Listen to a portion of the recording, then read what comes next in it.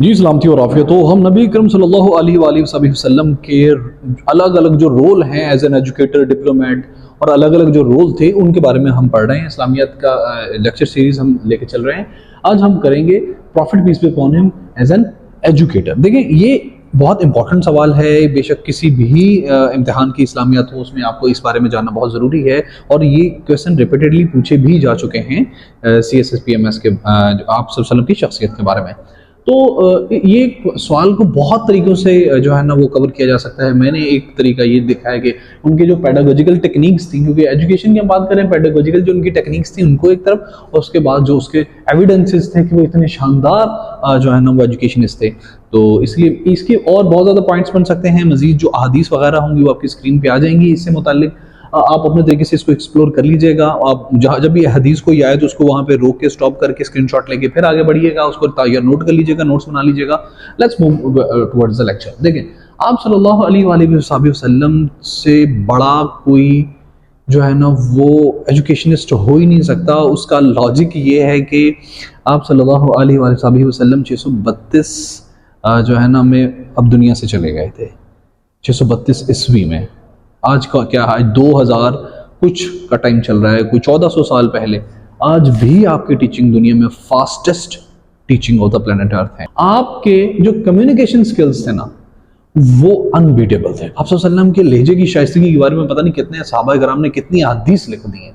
आपके communication skills बहुत अच्छे थे, आप बहुत अच्छा बोलते थे, फरमाते थे, जो भी फरमाते थे। आपकी टीचिंग जो होती थी वो हमेशा अकॉर्डिंग टू सिचुएशन होती थी। हम इस पे आगे टीचिंग पे सारी बात करेंगे। आपका ना बिहेवियर बहुत पोलाइट था। नबी करीम सल्लल्लाहु अलैहि वसल्लम जब बोलते थे तो कहते थे मुंह से फूल झड़ता था। तो उनका जो पोलाइट बिहेवियर था ना, it was one of the main reason behind his successful teaching. तो उन्होंने एक बहुत इस पॉलिटिकल जो है ना पोलाइट बिहेवियर ने आपको बहुत ज़्यादा टीचिंग को इफेक्टिव बना दिया था।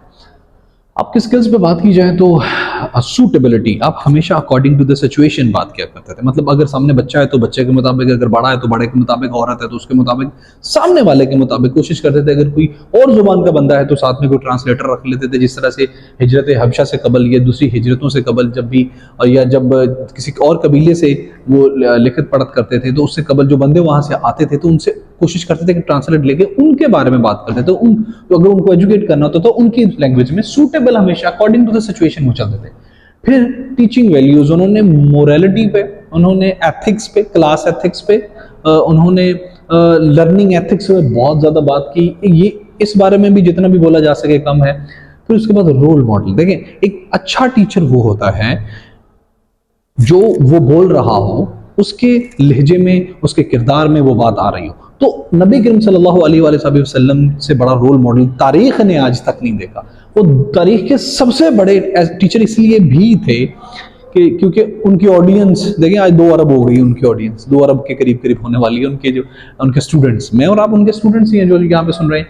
तो वो रोल मॉडल थे, जो बोलते थे वो करके दिखाते थे। नबी करीम सल्लल्लाहु अलैहि वसल्लम ये बात सबसे कीन ऑब्जर्वर थे। नबी करीम सल्लल्लाहु अलैहि वसल्लम हर चीज़ को बहुत डीपली कीनली ऑब्जर्व करते थे। इस बारे में वो रूसो ने, एकिर्न आर्मस्ट्रॉन्ग ने और विलियम लेरग ने, पता नहीं वो इस बारे में आप सल्लल्लाहु की कीन होने के बारे में उन्होंने बयान किया है। डिमॉन्स्ट्रेशन, वो जो पढ़ाते थे ना वो करके दिखाते थे। इवन जो बताते थे वो करके दिखाते थे, वो उसको डिमॉन्स्ट्रेट किया करते थे। बेशक समटाइम क्लास में, समटाइम उसके बाद आप अपने किरदार से। कंपैरिजन एंड कंट्रास्ट, नबी करीम सल्लल्लाहु अलैहि वसल्लम का ये पेडागोजिकल जो टेक्निक है ना, ये is one of the famous, कि वो हमेशा कंपैरिजन करके बात को अंडरस्टैंड अपने पीपल्स को करने की कोशिश फरमाया करते थे। क्वेश्चन एंड आंसर, नबी करीम सल्लल्लाहु अलैहि वसल्लम की ये भी एक सबसे बड़ी बात है। हर बात मुझे बड़ी लग रही है कि आप सल्लल्लाहु अलैहि वसल्लम जो है ना वो, अगर किसी के सवाल माइंड में कोई सवाल था तो they can freely ask the question. उनको कोई रिस्ट्रिक्शन नहीं थी कि भाई मैं प्रॉफिट हूँ, मैं सबसे बड़ा टीचर हूँ इसलिए आप कुछ बोल नहीं सकते। तो question answering was very common in his. उसके बाद ही अप्रोचेबल एंड सपोर्टिव, वो हर किसी के एक्सेस में थे। नबी वसल्लम घर सोए हुए, आपको कुछ पूछना आप घर जाकर उनसे बात कर सकते हैं। नबी वसल्लम कुछ भी कर रहे हैं, इवन के स्टेट मैटर्स को देख रहे हैं मदीना स्टेट के अंदर, स्टिल यू कैन गो जो है ना ask him whatever you want ask. So this was one of the effective office. Friendly थे यार, इस पे तो कोई शक नहीं है ना, वो तो फ्रेंडली थे, दुश्मनों से भी फ्रेंडली थे। एक ऐसा वादा जो कहता है कि दुश्मनों को मत मारो, कैरियर की सबसे बड़ी फतह मक्का करता है तो वो कहता है किसी का खून। फ्रेंडली तो बहुत नबी करीम सल्लल्लाहु अलैहि वसल्लम थे। तो ये it was one of the main most important thing which made his teaching so much effective. Follow up रखते थे हमेशा, जो बताते थे उसके बाद वो उन चीज़ों को फॉलो अप रखते थे, उसके बाद वो कोशिश करते थे कि आप वो जो है ना वो उस चीज़ को फॉलो अप रखें ताकि देखें कि प्रोग्रेस कहाँ तक कितनी हुई है। उसके बाद जी वर्सेटैलिटी, क्योंकि आप अल्लाह के रसूल थे, आपके पास इल्हामी इल्म था, तो जो भी पूछा जाता था आप सल्लल्लाहु अलैहि वसल्लम उस पर मतलब आप बस फरमाते रहते और इस तरह जैसे ठाठे मारता हुआ को दरिया हो, रुकते ही नहीं थे, क्योंकि उनको हर चीज़ का इल्म था। उसके बाद है जी अ चीयरफुल पर्सन, वो बहुत मतलब एक अच्छी तबीयत के मालिक थे ना। अब बहुत ज़्यादा हदीस है जिसमें ये बताया जाता है कि आप वसल्लम जो है ना वो हंसी मजाक को पसंद करते थे, और घर में और बाहर में हर जगह पे अपने जानने वालों के साथ जो है ना वो। तो उसके बाद जो है ना हम इसकी ये देख लेते हैं एविडेंसेस। देखिए नबी करीम सल्लल्लाहु अलैहि वसल्लम, हमने बातें तो कर दी कि ये सारी बातें थी, इनसे मुतालिक जो इसकी वजह से वो क्या बने, वो एक यूनिवर्सल टीचर बने। यूनिवर्सल टीचर बने, एक ऐसे टीचर जिनको यूनिवर्स जानती है, एक ऐसे टीचर जिसने जो पढ़ाया वो हर गुजरते दिन के साथ ना सिर्फ बढ़ता जा रहा है बल्कि तेज होता जा रहा है। सो एन एजुकेटर, वो एक ऐसे एजुकेटर थे who lift up the lives of most crude nation. देखिए अरब के जो बिदुअन्स है ना, जो अरब के बुद्धू थे, वो तो मतलब वो जांगली से लोग थे। क्या हुआ, उनको किंग ऑफ सऊदी अरेबिया बना दिया। उनको क्या किया, उनको दुनिया की सबसे ऊपर वाली कौमों में से अब दुनिया में ना one of the most peaceful cities in the world है, जो है ना वो हमारे 3 इस्लामी ममालिक आते हैं, most peaceful CTs on the planet earth.